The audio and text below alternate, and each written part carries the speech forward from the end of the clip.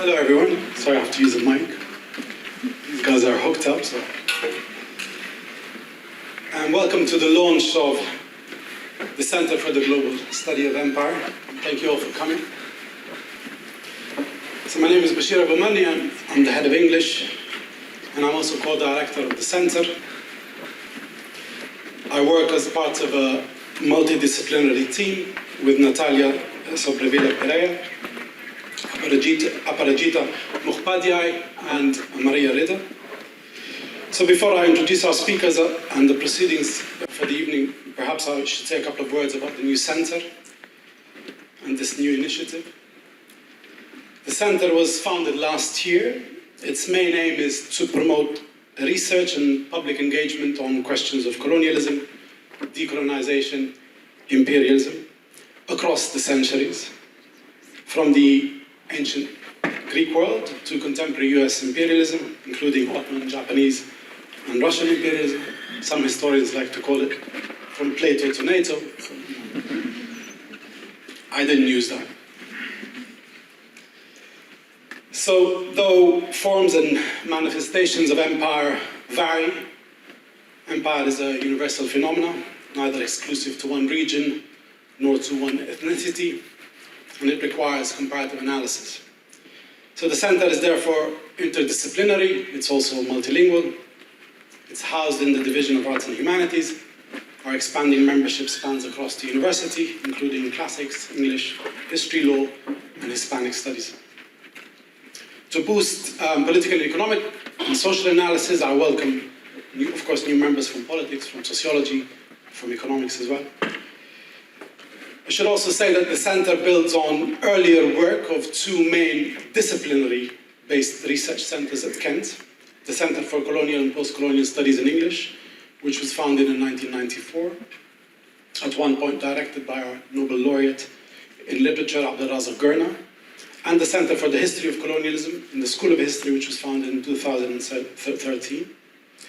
Both these centers have been at the forefront of teaching and also of research on colonial and post-colonial questions in their respective disciplines, and both have a strong global expertise in relevant non-Western regions across the world, like Africa and South Asia.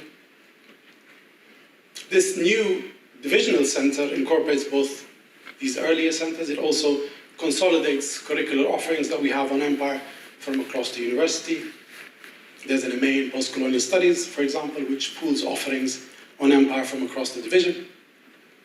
Its core module, just to give you another example, in colonial and post-colonial discourse, is now genuinely interdisciplinary for the first time, and it's co-taught by Aparajita in history and Maria in English.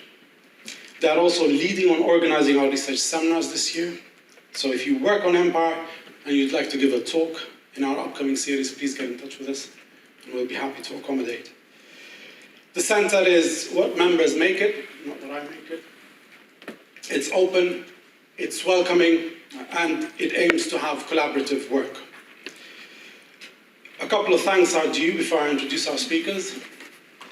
I'd like to thank many people who are involved in these events. Many people tweet about them, many people organize around them. It's very difficult to get attention, especially after the last couple of weeks of events in the UK. But I'd like to thank, nonetheless, many people who helped with this and supported this. Helen Brooks, Philip Potham, Tim Davies, Catherine Moss, Gary Hughes, Alex Havens, and also our co-sponsor, which is Stefan Goebel and his Center for the History of War, Media and Society, and also Joe Pennock and Claire James in the finance team. So let's get down to business. Today's launch has two keynotes, and I'm very grateful that both of them made very long journeys to come here today to mark this occasion with us. Our opening keynote, they decided to switch the sequence, so I have to switch the introductions. Our opening keynote is political sociologist Vivek Chibber. Vivek is professor of sociology at New York University and author of Locked in Place, State Building and Late Industrialization in India. And he's also author of Postcolonial Theory and the Specter of Capital. This year he published two more books, The Class Matrix, Social Theory and the Cultural Turn, and also very recently, which is selling like hot cookies, he tells me, Confronting Capitalism, How the World Works and How to Change It. He is editor of Catalyst, Journal of Theory and Strategy, which is published by Jacobin. And he's currently, and he told me not to say this, but I thought if I say this, then he has to commit to it. He is currently writing a book on race. Our second keynote is historian Richard Overy. Richard is honorary research professor of history at the University of Exeter, and his major works includes The Dictators, winner of the 2005 Wilson Prize, The Morbid Age, and The Bombing War, which won the Candil Award for Historical Excellence in 2014. His most recent book, described as a masterpiece and his magnum opus, is Blood and Ruins, The Great Imperial War from 1931 to 1945. So the proceedings are very simple. Each keynote has around 30 minutes. And then Natalia is going to run a very brief Q&A with our speakers and then open it up to the audience for questions. There's also, I should say this so you remember this, there's also a wine reception afterwards, just outside. Thank you again for coming. I'll leave you with the speakers. Vivek?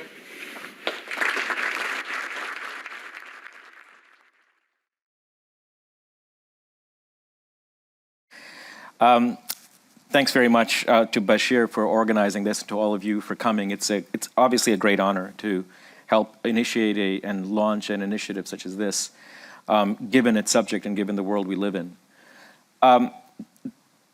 Having said that, let me complain that I've been given an impossible task.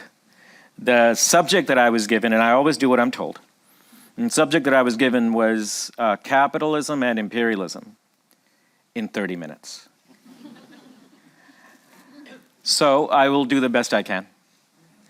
When you look at the relationship between capitalism and imperialism, the causality runs both ways.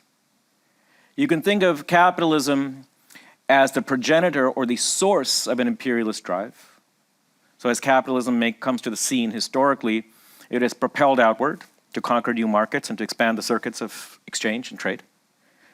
But it's also the consequence of imperialism in that, as it goes outward, it's supposed to break down the barriers to commodity production and the expansion of commodity circulation, and in so doing, integrate more and more of the world into the vortex of capital accumulation.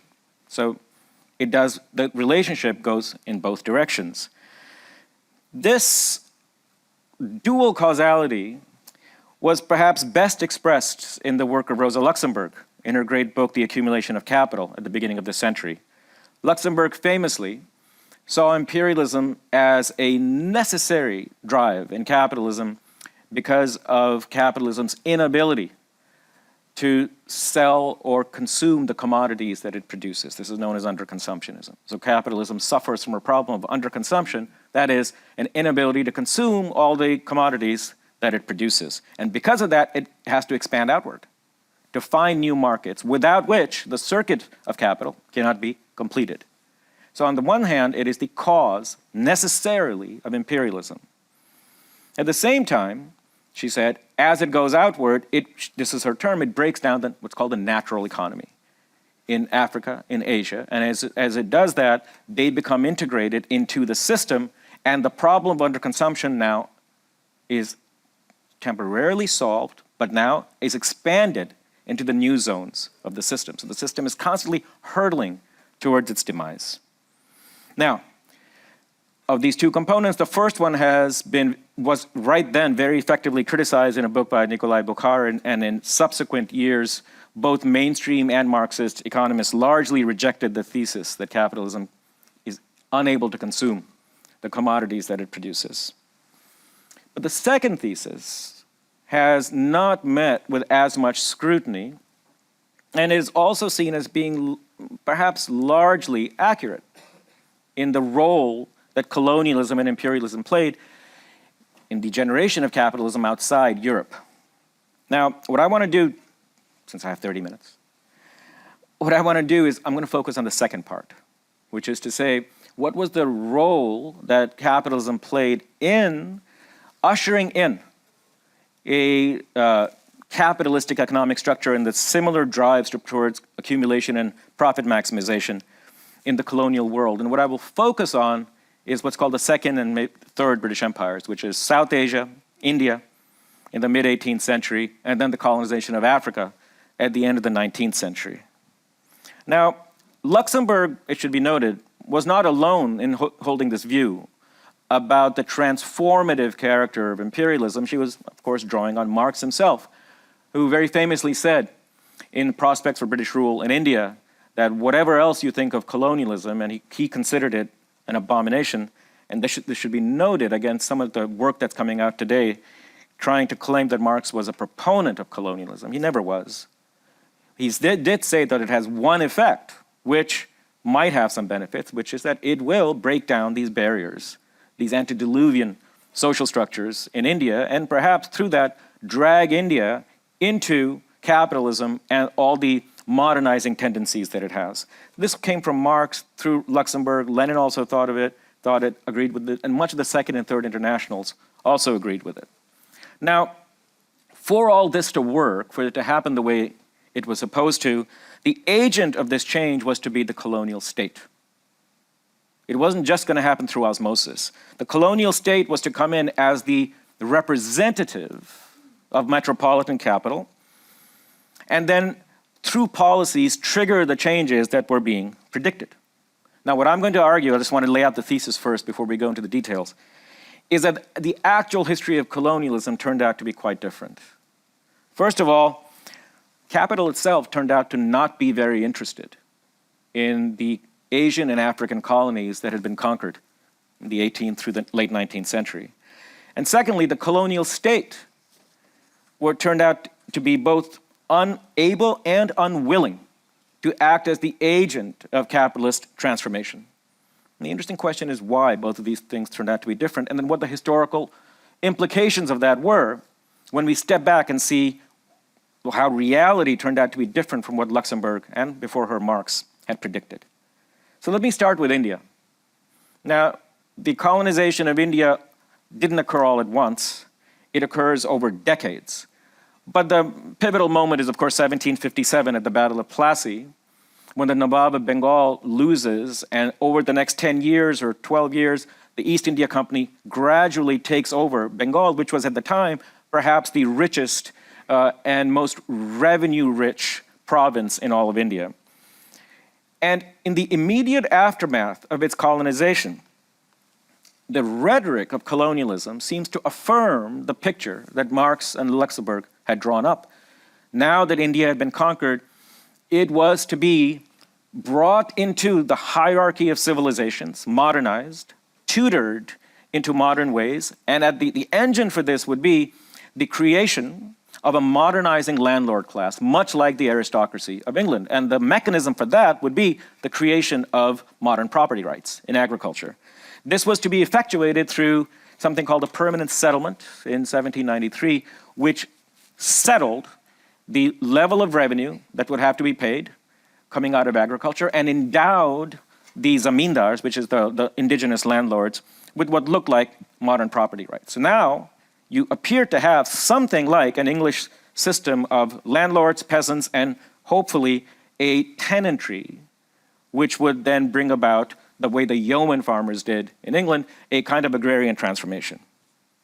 But almost immediately, you saw tensions in the avowed goals of the colonial state, its rhetoric, and its actual practice. And this is what had been unanticipated or unacknowledged by Marx and then later by Luxembourg.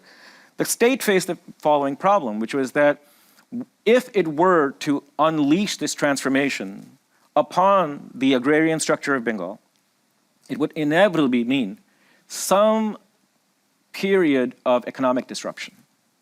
Because you would have peasant evictions, you would have new members, new actors coming into the agrarian scene. Inevitably, it would mean a temporary reduction in revenue. But for the state, this was an impossibility. The reason is, India was not yet conquered. The East India Company had now harnessed this incredible revenue stream, and it was now using it to fuel and pay for its further expansion into the subcontinent. So whatever else happened, the flow of revenue could not be disturbed. And as a result, even as it gives landlords the rights to evict the peasants who are not productive, to bring in more productive peasants, to transform the agrarian structure, at the same time, it defends the peasants who are now in danger of being evicted so that they may keep producing the revenue that is coming into the state's coffers.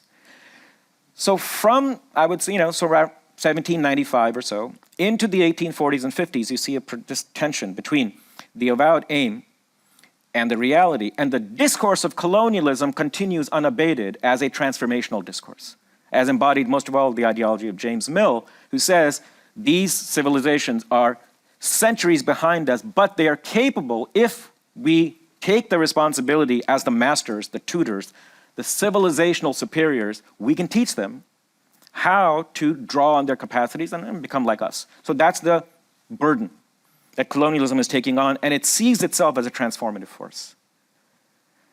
This tension between the rhetoric and the reality is resolved in the middle of the century in the wake of what is now known as the Great Rebellion of 1857.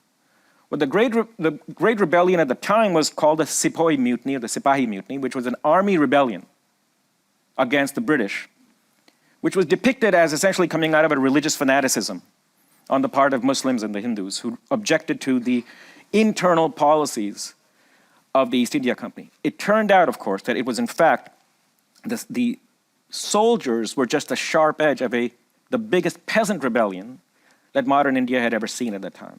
And it swept across the north of India.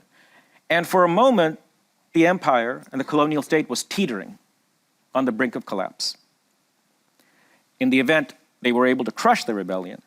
But in its wake came a sweeping transformation of the goals of the colonial state, having realized that a far-reaching peasant rebellion had been caused by the very insecurities and economic policies to which they were being subjected.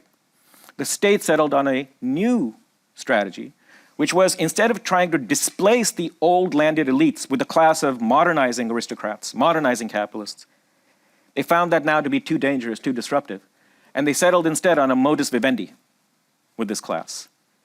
Now, starting with 1859, new legislation is passed which seeks to uphold pre-modern peasant property rights and to limit the powers of the landlords over the peasants. The regime now becomes a supporter of antediluvian agrarian structures rather than an engine of their transformation. And with this comes a transformation, of the institutional structure of colonialism. Colonialism now enshrines and upholds not just old notions of property, but also the old notions of hierarchy.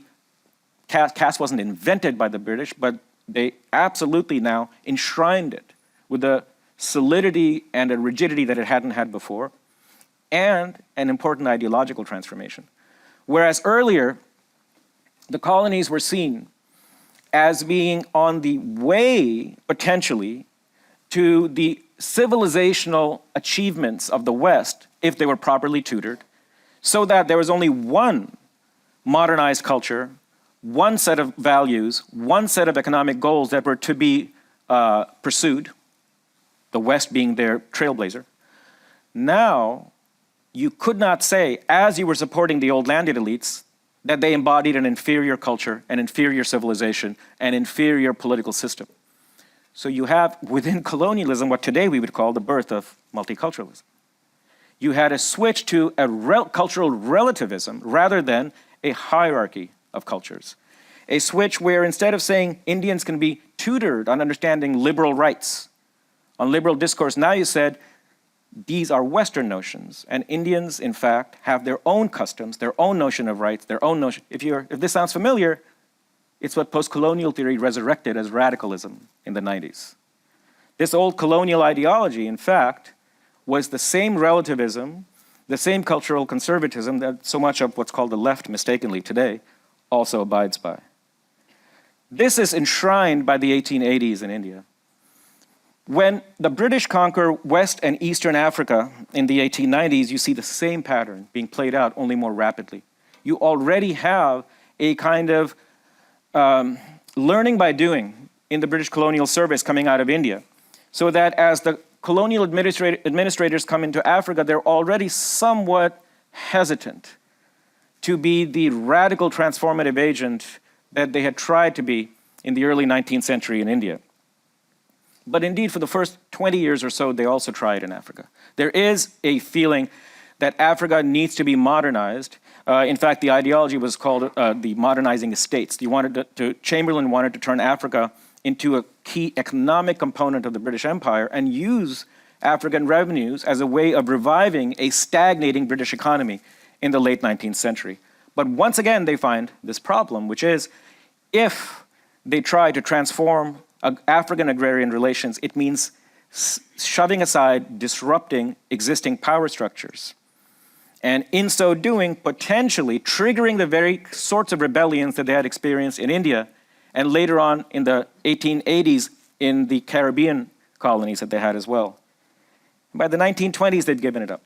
By the 1920s, in West and East Africa as well, the state becomes the upholder of peasant rights and smallholder production, so that even the settlers, the British settlers in Kenya and a smaller population in Nigeria and Ghana, finds the state not very receptive to their demands to fuel the expansion of their plantations in those, because the plantations are seen as a competitor to the smallholder economy.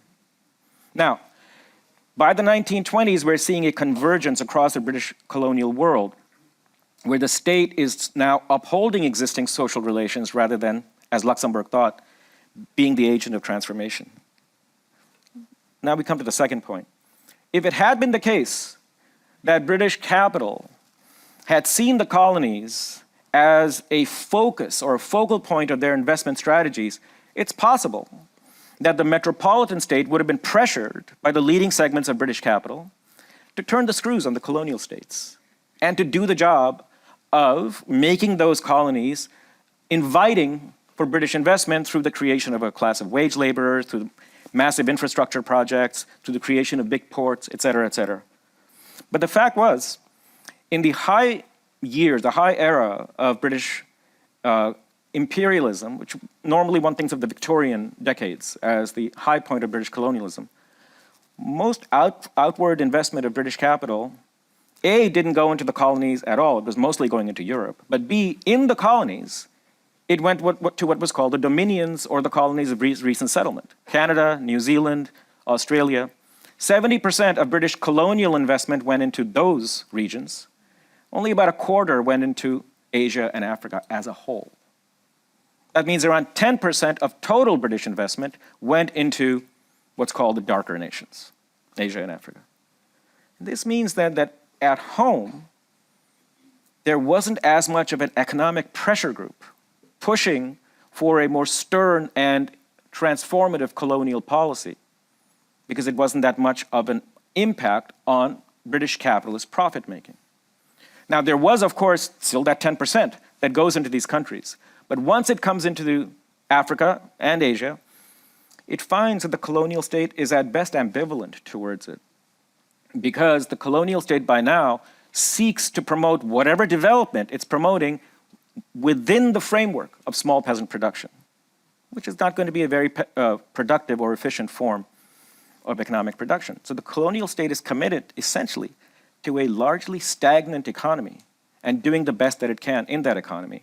This is now reinforced by the fact that the British metropole never gave very much funding to these colonial states. They were told right from the start, you have to be self-paying. If you're going to colonize these areas, you're going to be self-paying. But because the areas have a stagnant productive base to begin with, the colonial state's revenues are also very, very small, which means its capacity to even do the job for capital, even if it wanted to, is very limited. So you have a state that is very conservative politically in being afraid of the consequences of radical transformation, hence unwilling to transform, but also unable to, because it doesn't have the revenue base to be able to do it at all. The result is what capital does come in large quantities to Africa, somewhat to India as well, is mostly merchant capital, mercantile capital, which seeks not to displace the peasants into a wage labor force, but instead to skim off the surplus that this peasantry is able to produce and act as a marketing agent for that surplus. So too for the African capitalists that are growing within the interstices of colonialism. Now, why does all this matter? It matters because what the inheritance of colonialism turns out to be very different from what the classical theorists of imperialism, both on the left and on the right, had anticipated.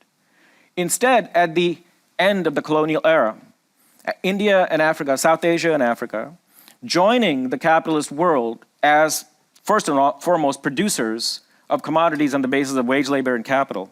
What you have instead is countries where the vast majority of producers are still peasant-based, where the agrarian surplus is still tiny, where the state has inherited administrative organs that are very good at meting out violence and at political control, but have almost no real infrastructural or economic capacity.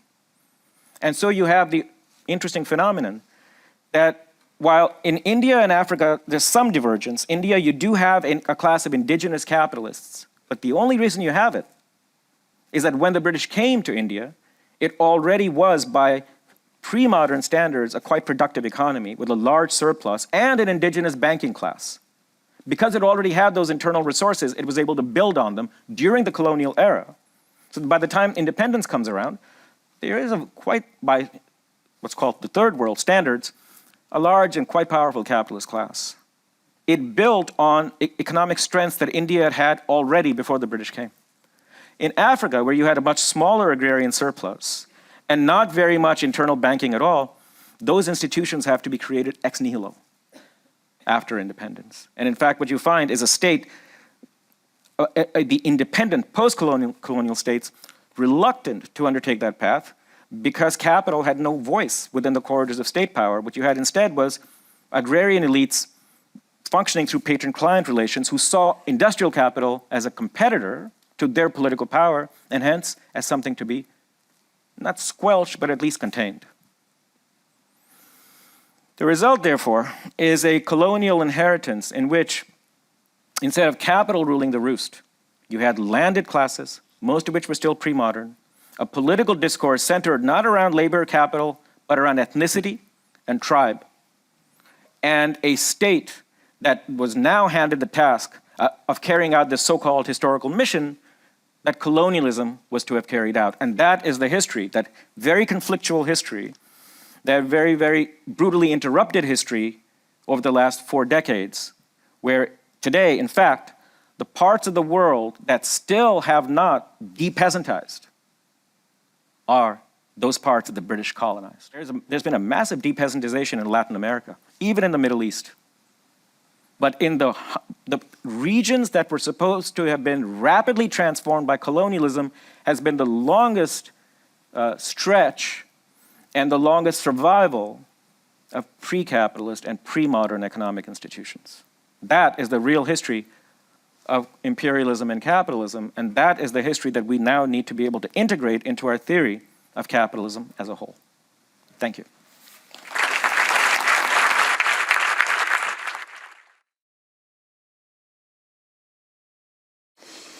Well, once again, like Vivek, I'd like to thank the university for inviting me here for this inaugural event.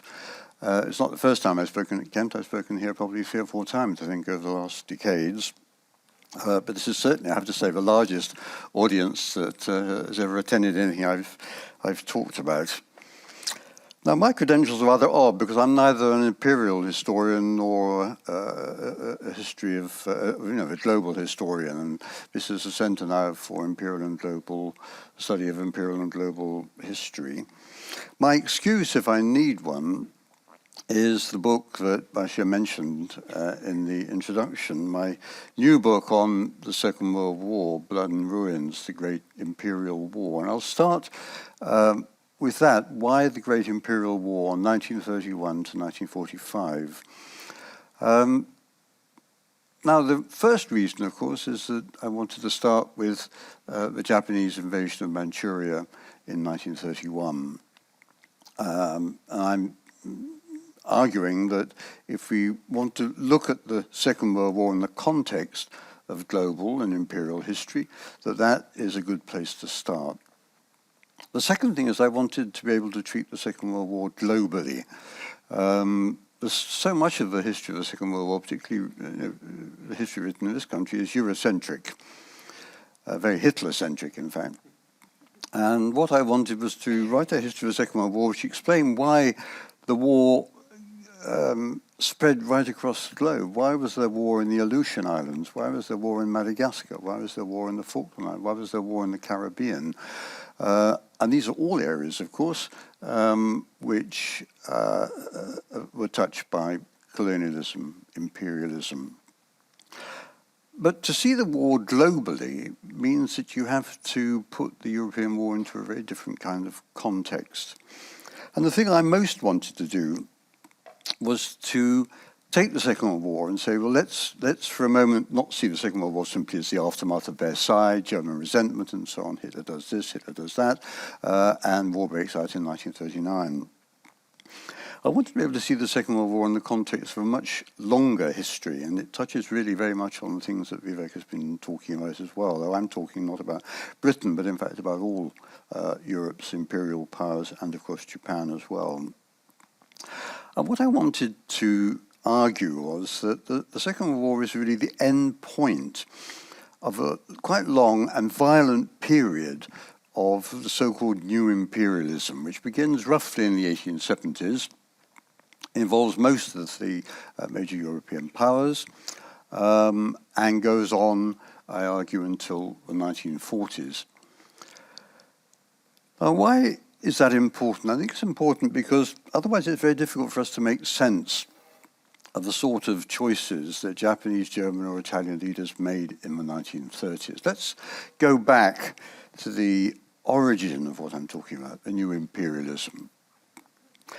With the onset of rapid industrialization, rapid economic growth, growth of mass politics, major demographic and social changes throughout Europe, what you found was a growing attempt to define the nation in a particular way. It didn't need to be defined before, but suddenly it has to be defined. Here's a united Italy, here's a united Germany, here's Japan with its modernizing revolution in 1868.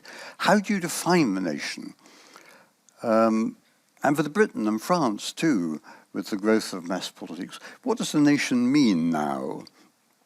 And I've argued in the book that during this period, what emerges is a concept I call the nation empire.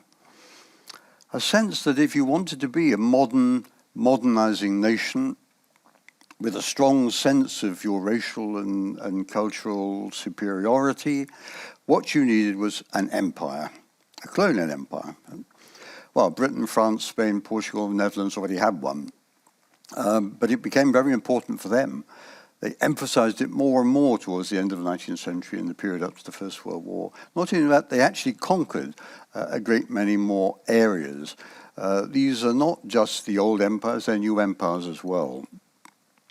But three newcomers emerged: Japan, Germany, and Italy. And I'm going to argue that it's no accident that those are the three powers that end up in the 1930s and 1940s doing more imperial things. Of course, they came late to this global movement of empire. I mean, they didn't get very much. The Japanese didn't get very much. They got Formosa, now Taiwan, some concessions in China, and a few islands in the Pacific. What did the Germans get? The Germans got a few islands in the Pacific and some extremely barren parts of Africa. And what did Italy get? A little bit of a horn of Africa. But these were all three states where there were circles, nationalist circles, political, religious, economic, who thought that empire was an important way of defining themselves as states. And if they didn't have an empire, an effective empire, somehow or other, they were always going to be second rank. And there's plenty of evidence from across this period, the 1870s to 1914, of people making exactly those kinds of points. I would argue that in that sense, 1914 was very much an imperial war. It was a war of empires. All the states that took part, apart from the United States, had empires. At the end of the war, the dynastic empires, Russia, Austria-Hungary, Germany collapsed, of course, in defeat But a great deal of the First World War too was fought away from the Western Front. We often forget that, of course. Fought in China, fought in Africa, fought in the Middle East. On much the same scale, in some ways, that we see later on in the Second World War. What's important for my argument, I think, is the aftermath of that war. This is, in some ways, the high point of European imperialism. France and Britain get Germany's colonies, territories in the Middle East. Japan and the British Empire get territories in the Pacific. As mandates of the League of Nations, they very quickly paint them in their national colours on maps. For Britain and France in particular, the 1920s and 1930s, it's a high point of empire. It's the point at which empire becomes very important. They begin to invest in it much more. They begin to trade with it much more. There's a popular culture of empire, which you can see everywhere, perhaps captured best in the famous Empire exhibition at Wembley in 1924-25, or the great Paris colonial exposition in 1931. But Versailles also meant something for Germany, Japan, and Italy. For Italy, Versailles was what they called the mutilated peace. They've been promised territory in Dalmatia, they've been promised territory in the former Ottoman Empire at the end of the war, and they didn't get it.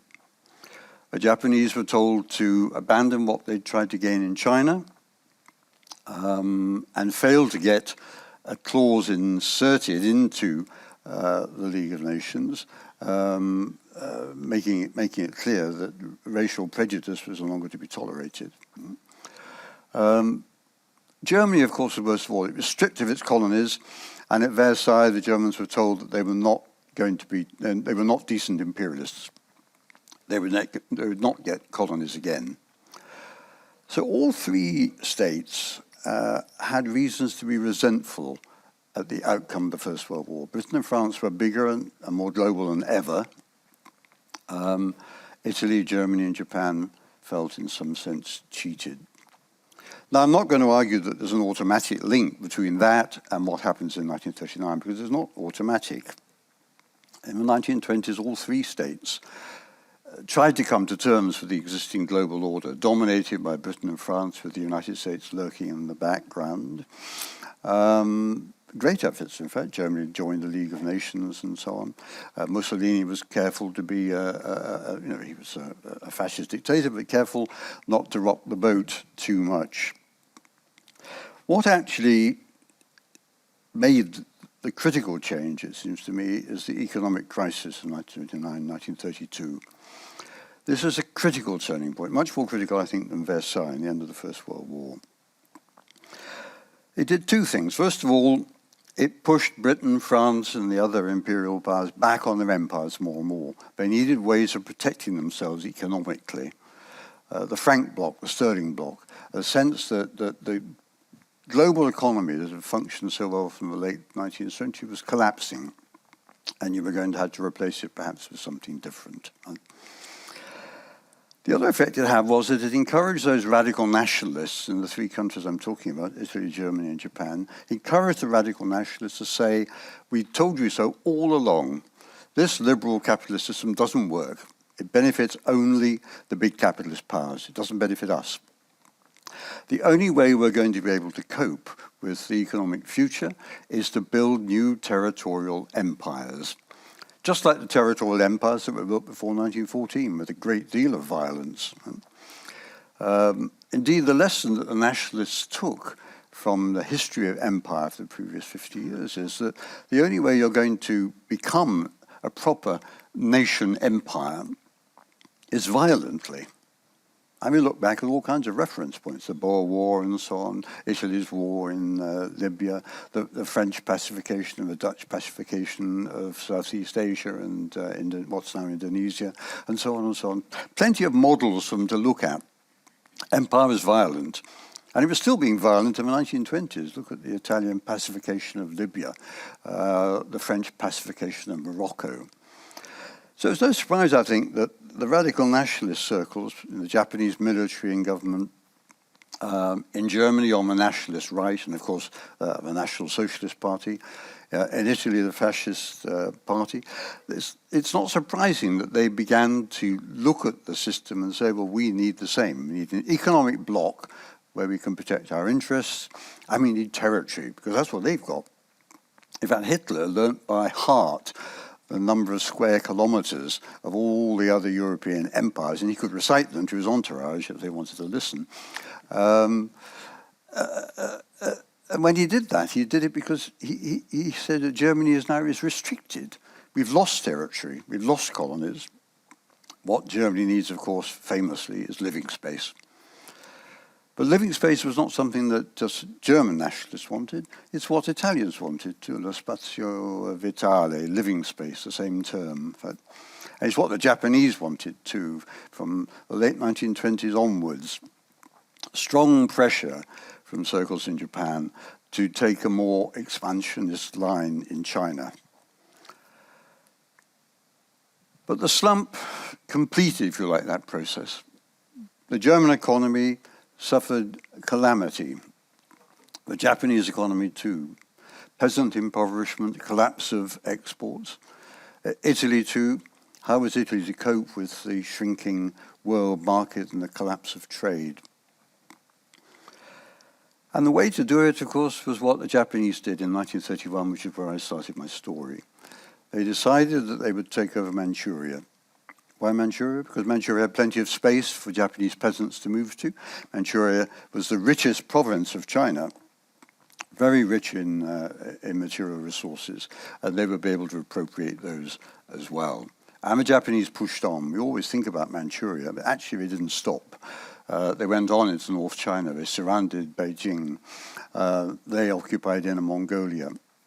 By the time that war broke out with China in 1937, Japan dominated the whole of northern China. Mussolini. Well, Mussolini hesitated because he knew that the British and French were much more powerful than he was, and he worried a great deal about what they would do if he started doing the same as the Japanese, which he much admired. And finally, he did bite the bullet. He decided that the British and French were not going to intervene. They wouldn't intervene because they had empires too, so why would they mind if he had one? And he invaded Ethiopia in a long and bloody war, which took a great toll, not just of Ethiopians, but of the Italian armed forces as well. Then intervention in the Spanish Civil War, then the occupation of Albania.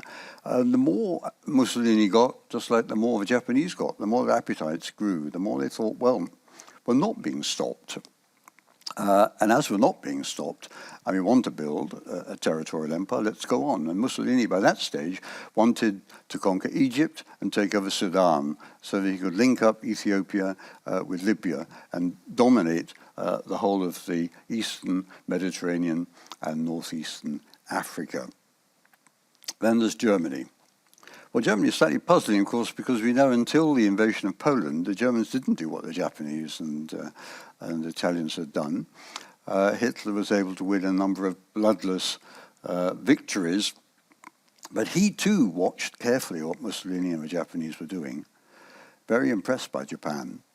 And he decided too that the more hollow the League of Nations seemed, the more feeble the reaction of the British and French empires, and the absence of the United States, isolationists in the 1930s from the balance of power, a delusion as it happened, but the interpretation was that the United States wouldn't intervene and the British and French wouldn't do very much. Anyway, they had empires too, so why should they object? And so Hitler too called for Lebensraum. First Austria, then the Sudetenland, then Czechoslovakia, and then finally his war with Poland, which he told his generals in May 1939 was nothing to do with Danzig, everything to do with living space for the German people. Now, where did they go wrong? Well, they went wrong, of course, because in the end, neither the British nor the French government or the British or the French Empire, was willing to tolerate the multiple threats that grew in the 1930s. And we do focus too much on Hitler. I mean, for the British and the French governments in the 1930s, the worrying thing was what was happening in Asia. What would Japan mean to British and French interests in China and Southeast Asia or in the Pacific? They worried about Mussolini. Would a preemptive strike against Mussolini be a good thing? The British thought about that in 1936. The French thought about that in 1939. Maybe a preemptive strike to tell Mussolini that he had to stop. They didn't do that, but they worried a great deal about Mediterranean strategy and their position in Africa as a result of Italian expansion. And then on top of that came Germany. Well, they knew, of course, that Germany was, of the three, was likely to pose the greatest threat. And as Germany moved into Central Europe, there was partly a feeling that if they did that, they might actually keep Stalin's Russia at bay. And there were classes in France and in Britain that thought that was a good idea. But on the whole, they thought that German expansion into Central and Eastern Europe would turn Germany into a kind of economic superpower, which is what Hitler wanted. And that economic superpower, if it grew in power, would threaten British and French interests fundamentally. So the guarantee to Poland didn't mean much to either the British or the French, as the Poles, of course, knew. They abandoned Poland. They weren't prepared to fight to save Poland. But they did decide it was worth declaring war on Hitler. Partly it might deter Mussolini, partly it might be a warning to the Japanese as well. They would declare war on Hitler, limit his imperialism, indeed drag him back, if possible, to the situation that they'd had in the 1920s. Now, we know what happened, of course. France and Britain were defeated in 1940, and that changed the picture entirely. In September 1940, the Germans and Italians and Japanese signed the Three-Power Treaty. Now, historians have generally played this down or ignored it entirely, but the Three-Power Treaty was a very important statement of what they'd done in the 1930s. And the Three-Power Treaty said, we are going to build new orders. New orders now, we need them. The old order doesn't work. Global economy doesn't work. The geopolitical balance doesn't work. We're going to build new orders. Germany in Eurasia, Italy in the Mediterranean, Africa, Middle East, Japan in East Asia and Southeast Asia. Now, we didn't collaborate a great deal, though historians recently have begun to rewrite that story too and found a great deal more collaboration, global collaboration between the three Axis states as they became, as they were called, than we had previously thought. But what they did think was that it was possible to achieve what they wanted. And the Three-Power Pact was a statement that they were there. They were new imperial powers. It didn't mean that the British Empire would be destroyed or even the French Empire, because Hitler hadn't any plans yet for the French Empire. But it did mean that they had to take seriously the existence of a German Empire, a Japanese Empire, and an Italian Empire. Now, to us today, this looks largely delusional. Indeed, the German historian Beate Kundras has called these fantasy empires because, you know, they began to build the infrastructure of empire right from the start. They assumed that these empires would last. And in all of them, they created an institutional structure, established codes of law, in which, of course, the imperialists were the rulers and the others were the subjects. They began the massive economic penetration of these areas in order to be able to get back the resources, food, oil, whatever it was, that the metropolitan power needed. And they began to set up the cultural framework for empire. The Japanese particularly keen on that, in building an imperial culture that stretched across China on into Southeast Asia and into Indonesia.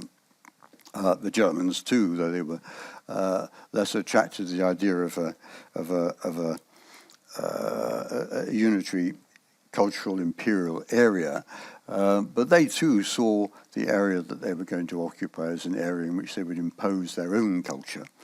At its most extreme form, of course, we know that that meant racial engineering, and racial engineering meant, of course, the destruction of the Jews. The one thing Germans were all agreed on, who were involved in this nationalist project, was that they wanted a Jew-free empire. Now, that wasn't something that involved Italy or Japan, though in both cases, of course, their subjects were treated as second-class citizens. Subjects, not citizens. But in all three, there was this understanding that somehow or other, the imperial project would grow. Now, what they left out of their calculation, of course, and something the British and French were very aware of course, was the mounting power of the Soviet Union and the United States. By 1940, the Soviet Union on paper was the most powerful military state in the world. Much larger air force and tank part than the Germans, for example. America, of course, was potentially the economic powerhouse of the world as well. And all three states, Italy, Germany, and Japan, gambled that they could build their empire, territorial empire, violently, and then construct it with the kind of wall around it so that nobody else could take it away from them. And they worried that at some point, perhaps the Americans or the Russians might think to do that. And they did, of course. Stalin immediately began, once Hitler had unleashed his war in Europe, immediately began to press into Eastern Europe, Soviet interests, communist interests into Eastern Europe. Japan began to press into the Pacific and China in ways which the United States could increasingly not tolerate.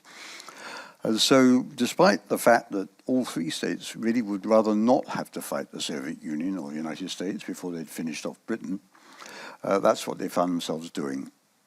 The logic for Japan was that you had to declare war on the United States, the British Empire, otherwise the oil would dry up because the Americans were sanctioning it.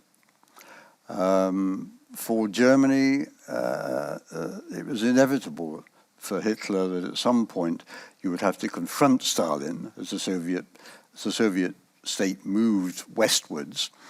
And not only that, you could confront Stalin and seize the rich grain lands and coal and iron of the Ukraine. Well, I'm sure some of you will ask me about Ukraine and empire in a minute. Seize the resources of Ukraine and use those, of course, to be able to fight against the United States and Britain. So, willy-nilly, the Axis states found themselves fighting the two most powerful states in the world. Not what they gambled for in the 1930s, what they wanted to avoid at all costs, if it was possible. They found themselves fighting them and the British Empire, which was, of course, not a negligible force, and they lost the war. It wasn't inevitable that they lost it the way they did and when they did, because they were determined to defend that territory, every metre of that territory, at all costs. And they did so in the Pacific, for example, with the terrible toll of the Japanese forces who fought suicidally. The Germans, too, defended every foot of their empire as they retreated, and again their losses mounted until they were colossal losses by 1944 and 45. Why they kept fighting to preserve empires that could no longer obviously be preserved is a question historians have pondered a lot in recent years, but that's what they did until final defeat. Now, what did defeat mean? Now, I'm just going to end on one point here. What did defeat mean? Well, it meant that the Japanese, German, and Italian empires disappeared overnight. And it's interesting to note, I think, that in not one of those three countries did you ever get a militarist, imperialist circle or party or movement appearing again. That was the end of their imperial project. But for the other empires, too, it also spelt the death knell. It was evident during the course of the war it was already evident perhaps before the war for nationalists in India or in Burma or in Vietnam, But the Second World War confirmed it. The defeat of Britain and France in Southeast Asia and the Pacific. The problems that Britain and France too faced in re-establishing rule in colonial areas. The Quit India movement, which the British suppressed with a great deal of violence,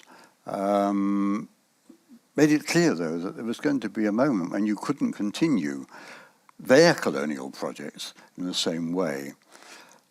Pressure from the Soviet Union and the United States, and of course, eventually from China, all of which were anti-imperialist or anti-colonialist powers, made it difficult to hang on.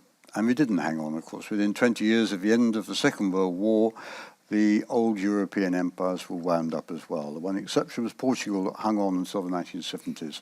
But after that, empire in its traditional sense, 400 or 500 years of European expansion, merchant capitalism, and so on, was over. What took its place, of course, was a variety of things, Soviet and American hegemonic power, neocolonialism, and so on. But the geopolitical map of the world, which had been constructed imperially, reaching its high point in the early 20th century, disappeared to be replaced with an age of nation states. Thank you very much.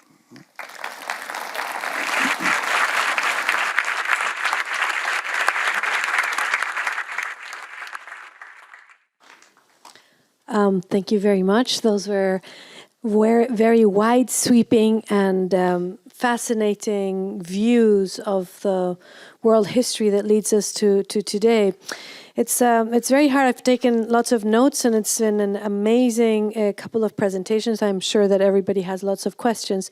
But I'd like to start with just two short questions for each of our speakers who might want to share their ideas. I'm trying to think about what connects your talks, and it's very interesting to me that we've kind of looked at a very large and broad period of time, and Vivek has focused on the capitalist connections and the economic systems that underpin this and the long-term consequences, and then Richard has looked at how the Second World War is kind of the pivotal moment for the end of this period. So the questions that I had is for Vivek. I found it very interesting how you mentioned it, you didn't expand on it very much, on how there was this huge difference between how you call them the dark colonies and the dominions were treated in terms of capitalism. So I wanted to ask you how you saw the issue of race and how it interacts with the way in which the British Empire saw its roots. I understood your argument very clearly about the agricultural peasant nature of it and how to conserve these empires it was necessary to kind of have an agreement with those people that would otherwise rebel. But why was it possible in other areas? What made it possible? Was there some racial understanding of them, or was it just those systems were not in place? Maybe you could elaborate a little bit more in that. That I think would be really interesting to see, because that also allows for all these other former colonies to have a very different story, the former dominions. And for Richard, I thought it was extremely fascinating how the end of empire is not only for those empires that had these kind of fabricated or imagined empires, Japan, Italy, and Germany, but also it spelled the end of the more traditional and at that time seeming extremely powerful empires. I think that in both your talks we saw how the 1920s and 30s were the heightened moment of empire, and then they kind of collapsed, not just for the defeated powers, but also for France and Britain in particular. Portugal, Spain, and others had already been diminished very much so.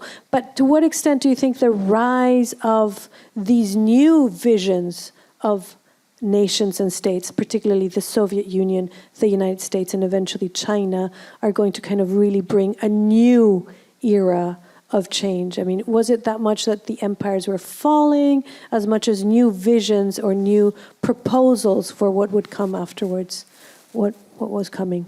So, thanks. the context in which, and I assume your question pertains to this context, and so please correct me if I'm wrong.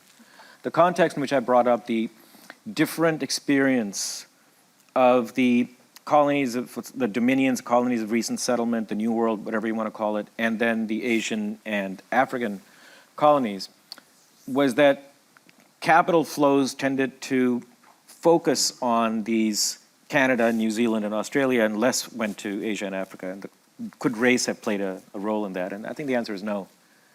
These people were just after money. And what distinguished the colonies of recent settlement was that thanks to the combination of genocidal encroachment on indigenous lands, and then the creation ex nihilo of capitalist relations in these colonies, they were a much better target of investment because they had larger markets, they had an existing wage labor force which could be harnessed to capital accumulation, and the governments were had a lot more success in building up infrastructure for the transportation and carrying commodities from farmland or factory to the ports. Now, there is some role in that they do find that it's easier to communicate with those governments because they're English-speaking governments. There were some kin-based and regional connections that they might have had, but this was just froth on the top. Look, Latin America got more investment than Asia and Africa. Why? That's not race. It's because they had much better infrastructure programs, and the governments were essentially underwriting British investments with guaranteed profits. So it was much more of an economic motive, and there might have been some racial justifications and made it easier for them to do it, but the motive wasn't based in race. Well, you've asked me a very big question. Of course, anybody would argue, I mean, that you can see well before the Second World War, of course, that there was a crisis in the old empires, which the old empires tried to sit on. It was evident in 1919 when Woodrow Wilson at Versailles was petitioned by colonial people saying, you know, we want to be free. And this, you know, you're talking about, you know, making the world safe for democracy, etc. Let's, you know, can we have some? And they didn't get it. Right?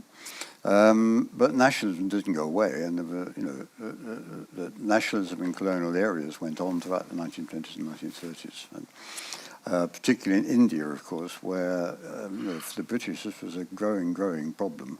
Not as you pointed out, India was particularly important in fact, often quite costly, in fact, in Britain's in terms of Britain's empire, but because of what it symbolised. And you know, all that talk about it being the jewel in the crown and so on was designed for public consumption. You know, the British felt themselves great because they ruled this huge area, a tiny island off Europe, which rules, you know, 400 million people. But in 1945, it was evident that the same thing was going to happen again as happened in 1919. But now, there was much less legitimacy in their claims, much less moral force in the idea of empire, because it had been challenged and destroyed in places during the Second World War. Strong pressure from the United States to begin decolonizing. But we have to remember, of course, that the British and the French and the Dutch did not decolonize easily. There were 20 years of savage violence. Which is always glossed over, because when you read any book on the Second World War, if it has any concluding chapter, it'll talk about displaced persons, about martial aid, and so on. But it won't talk about the counterinsurgency in Malaya or in Kenya, or French counterinsurgency in Vietnam, or one of the worst, Dutch counterinsurgency in Indonesia, and so on. No, they went screaming and kicking. But there came a point with India, Burma, and Ceylon, now Sri Lanka, all of which won their independence first, that the military cost of suppressing nationalism in these areas was beyond what the British would put up with. Yeah. The British public would not put up with prolonged conflict to hold the Indian subcontinent. And in the end, Attlee and the Labour government scuttled out of India quickly. For precisely that reason. There was going to be no mandate at home for massive spending, renewal of conscription, sending troops yet again out to Asian destinations. But once India and Burma and Ceylon had gone, then you struggled to hold on to anything else with any real sense of legitimacy. You made the argument all the time that, in Africa, for example, these are people who would never be civilized for 50 years, it'll take a long time, and so on and so on and so on. But then it soon became clear that the nationalist spark, once it was lit, was not going to go away anywhere. Everywhere, people thought that the Second World War had been about anything, it had been about establishing the right to independent nationhood. Those were re-established in Europe, and so in large areas of Africa and Asia and the Middle East, why can't it be established here as well? But as I've said, it took, in the end of the Algerian War in 1961, one of the dirtiest wars of the 20th century, was the point at which even the French finally gave up and recognized that, in the end, it was their publics in Britain and France that would not have tolerated much more. And it comes back to a point I think that you made, Vivek, in fact, that empire in the 19th century too, it was popular in a certain cultural sense, but actually most people in Europe had not been to the empire, had never been to the empire, never would go to the empire. Many of them had little interest in the empire. And it was quite interesting that Gallup polls taken in Britain in the 1940s about the loss of India found that actually most people didn't mind. And I think that reflected the long history of empire, that it had apparently enormous symbolic and cultural significance, but actually at root, its economic value to European states. Exactly. Everything you've said is exactly right. One additional point I'd make to this. I mean, the key to what you've said, Richard, is that empire was held on to as long as it could be domestically sustained. Yeah. And the resistance, of course, mattered a great deal in the empire because it raised the costs of pacifying those countries, but it was the political, not the economic costs that mattered. Mm. As long as the ruling classes could pass off the costs to their domestic population, they hung on to it. And this is, very importantly, World War II, I think, is important because in 1945, across Western Europe, you now have an imperative to build a welfare state that you never had before. And the choice of guns versus butter becomes very, very, very binding on all these governments. And that's why they turn to the US to be the protector. Because the US, as the biggest economy, and also as with the weakest labor movement, can guard now Western capital's interest in a way that they cannot commit themselves to. As Keynes said famously, is that we cannot sustain our what he called international commitments, by which he means colonies and the bases in the Middle East, if we're going to have our welfare state. And I think so that this domestic connection is absolutely crucial. Yeah, indeed. Yeah. Great, thank you so much for that. We'd like to open now for your questions. Bashir has a roaming mic, so there's someone right there at the back, at the very top. Well, thank you both, Vivek and Richard, for those very, very interesting talks. I wanted to particularly ask for clarification from Vivek about the point he was making about the support for peasantry in India and Africa, because my understanding had been that because of the opium crops and tea plantations and the palm trees, palm oil and coconut and so on in Africa, small peasant holdings were cleared, and in fact labor forces were created in order to run those plantations for the empire. So it may be I'm thinking in different time scales, and I wonder if you could perhaps clarify that. Also, the question of indirect rule. It seemed to me that after 1857, in fact, in India, the princely states were abolished pretty much, and certainly undermined. And so there was very little indirect rule, there was much more direct rule. So If you could perhaps Certainly. comment on that, Yeah. I'd be grateful. Plantations in India have a much smaller place in the structure of the colonial economy than they did in Africa. And in India, what made it a little bit easier to establish them was that there was already existing, before the British came, a structure of migrant labor and a kind of wandering pool of semi-proletarians who could be recruited to these plantations without disrupting the peasant economy. Now, what happens in Africa is something a little bit different. There, you have these settler estates that are being built up, but it goes through two phases. From, I would say, the 1890s into the 1910s, the colonial state does try to provide a labor force for these estates, but that labor force is provided largely through relying on the African chiefs. And it is primarily a slave labor force. It's unfree labor.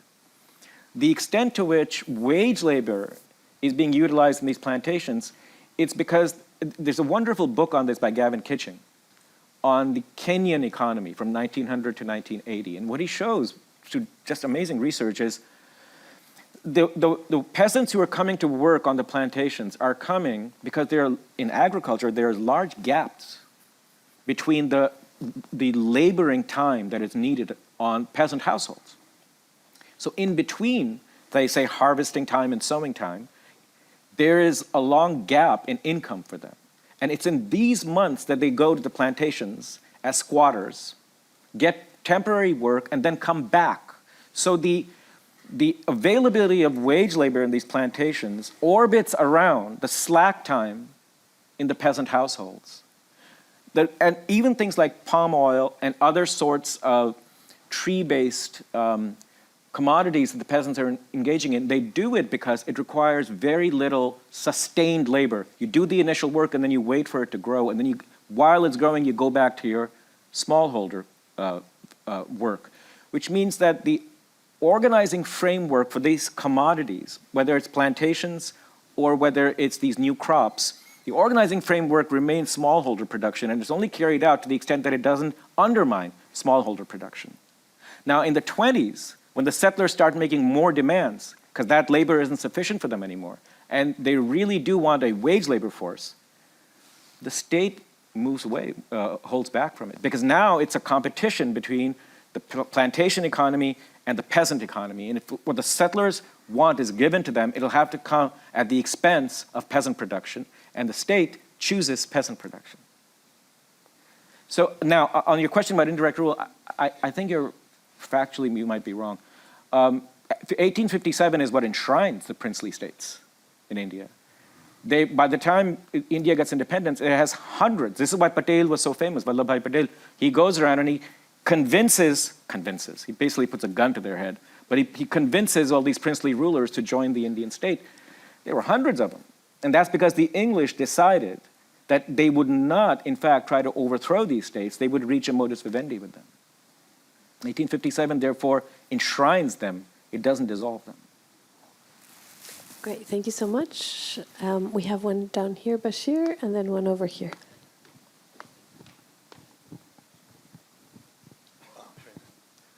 Thank you so much. That was absolutely an amazing talk. I just have a question for Dr. Richard, and I've never really understood the idea of appeasement, and I'd just like to hear your take of why would it last so long? Because arguably it built up to Germany's domination of sort of Central Europe. So why would, for example, Prime Minister Chamberlain at the time or other European powers allow that to continue for so long? Well, I mean, appeasement's always had a very bad press, of course, and I suppose for obvious reasons. I think you need to look at the 1930s, really, in terms of what the British and the French were prepared to risk. They did have empires, of course, as well, they hesitated about stopping other people from getting empires. In the case of Italy, they tried hard to reach an agreement which would give Italy a chunk of Ethiopia and so on and so on. But the other thing is that they faced economic problems, severe economic problems. They faced the problem of a public that was strongly anti-war. in both France and in Britain. They didn't want to have to face the prospect of a general war again. And these were all very serious political constraints on being able to confront the Axis powers more vigorously. Also, the problem, of course, is they were, in a sense, declining imperial powers. They realized they had problems in their own empire, great problems in their own empire. They were faced with problems in Asia. They were faced with problems in the Middle East. They were faced with problems in Europe and North Africa. And the difficult thing for both the British and the French government was to find some way of juggling all these different problems, both domestic and international, which they were confronted with the Soviet Union looming in the East, and both were deeply worried about what the Soviet Union would mean for the empire. So they were looking always not just at Germany, France, and Germany, Italy, and Japan, but looking at the Soviet Union as well. In the end, it became clear that Hitler was bent on constructing this territorial empire in Europe. The Japanese were clearly bent on dominating China and threatening British and French interests there. Mussolini was an unknown quantity, but risky. But confronting Hitler first and defeating Hitler, which is what they thought they would do. They thought they would defeat him. They had their war plan drawn up in, actually, as early as February 1939, the Anglo-French war plan, which was to do what they'd done in the First World War, which was basically to bottle Germany up, bomb her and blockade her until she gave up. And that was the war they finally decided that was worth fighting. And if they did that, maybe that would keep the Japanese and Italians at bay as well. So appeasement, it's not just, we like dictators until we come to a point where we don't like them. It was much more, the politics of both countries was much more complicated in the 1930s. And in some ways, Chamberlain's decision that he would guarantee Poland, and in his decision to accept a declaration of war against Germany in September 1939 was a shift in policy, a very important shift in policy, which he carried through as well. And I think that Chamberlain has had a universally bad press. At the end, he didn't want to, but he was the one that declared war. And he took Britain into a war whose consequences he feared. A moment, actually, I think, of political courage. Anyway, rather long answer to your question. We had a question over here.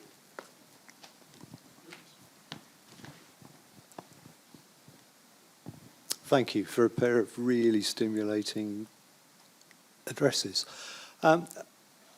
Two things within that. Look, Vivek's line on land reform and peasantry. Sorry, I can't quite hear Sorry, you. Vivek's line on peasantry and land reform and how that catapults forward into the 20th century. If we think about NASA in '56 and the attempt by the British and the French to reassert themselves, and then to look on the other side of the planet and post-co-prosperity sphere, Japanese area of influence, Vietnam, and the failure in the jungles of Vietnam of Johnson's Great Society, again in an area that was still retaining outdated, as I think you would say, land reform issues. Was there a point, sorry, I'm rambling a little bit here, but I've been stimulated by what you're saying, certainly in Attlee at Potsdam in 1945, when he grasped that the world had completely changed. The bomb had changed everything pivotal around it, including issues of how politics would arise. I guess I'm trying to desperately form a question here for the pair of you, but If it's just a comment, then that's fine. I guess as well. it could be just a comment, but I would like actual reflections from the pair of you on where these, from both your talks, might come towards a form of globalism in the later post-45 era, given that it changed so dramatically. Sorry. I don't think I can coherently answer because I'm not sure what the thrust. There's something about land reform and about I didn't understand the connection of Vietnam to land reform. Certainly in 45, aptly understands that the world has changed. And that was, I think, the point of Richard's talk. I'm not sure what the connecting point is. Well, I think there is one thing that we can add to that, because I didn't talk much about that, of course, but the other great geopolitical change, of course, happening already in 1945 was the role of China, which had been regarded in a sense as a semi-colony by the European powers for a long time, and which Chiang Kai-shek and then Mao Zedong deeply resented. And that one of the things that happens that unhinges any thought you might have of re-establishing Asia is suddenly the emergence of communist China in 1949. I mean, and China together is potentially a huge power, of course, as the United Nations found to their cost in the Korean War. Right? And that's something I didn't really touch on very much, but that, I mean, is a huge change, and it's a change which has run on till the present, where China is now one of the superpowers, perhaps the superpower in world terms, and that dates back to the major shifts which occur in the period immediately after the Second World War. Take two more. Yes, we got just time for a couple more.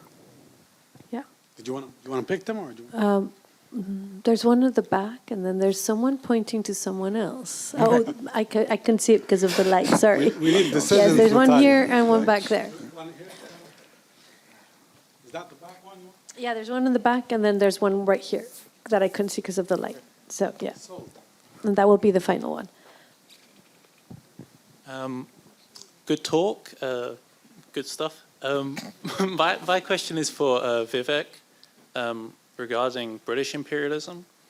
And I wanted to know, in light of the Queen's death, one of the arguments that I've seen generally regarding the legacy of empire is that we imparted India with a kind of good education system, great literacy rates, all of this sort of stuff.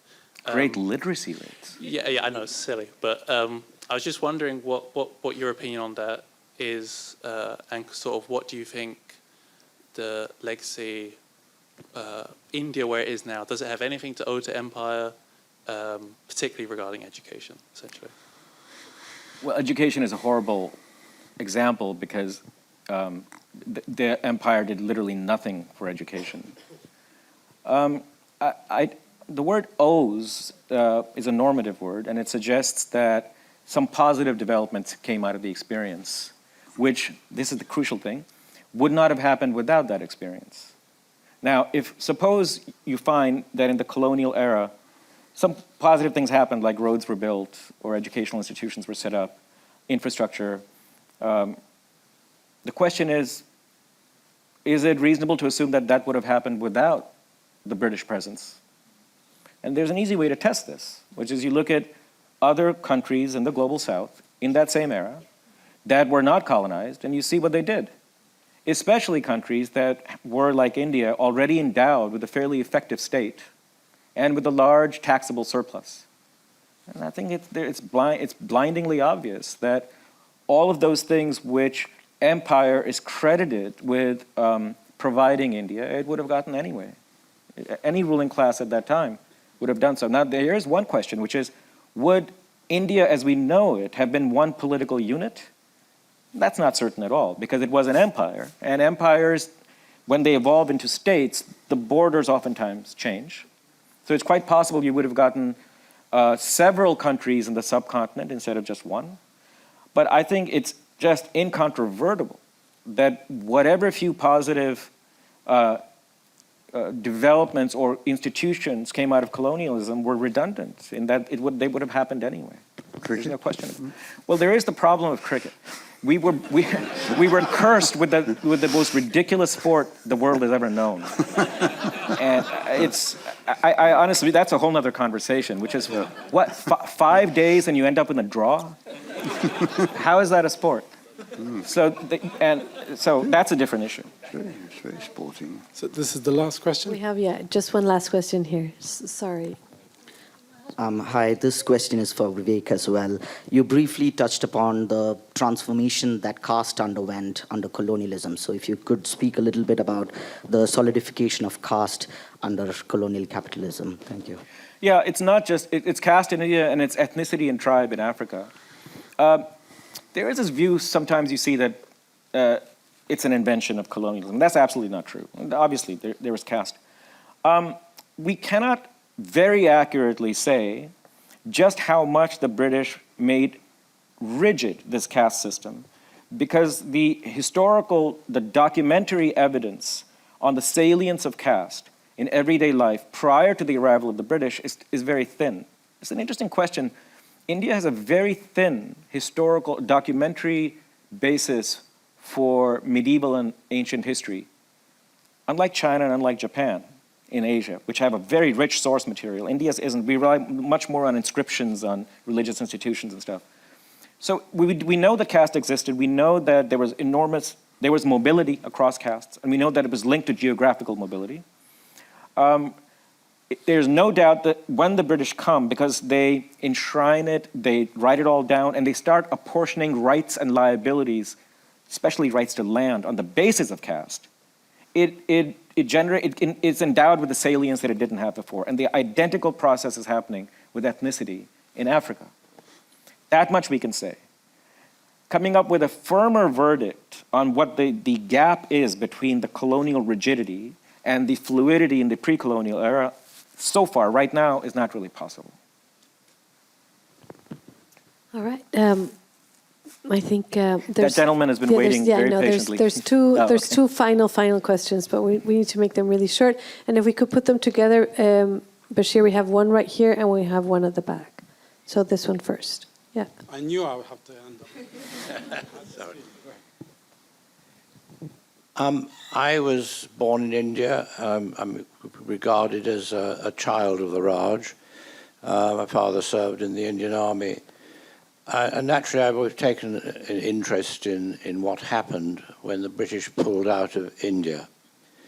It saddens me a lot, the way it happened, because, as you know, it was partitioned, ended up with India and Pakistan, but it led to 1 million people dying as a result of that.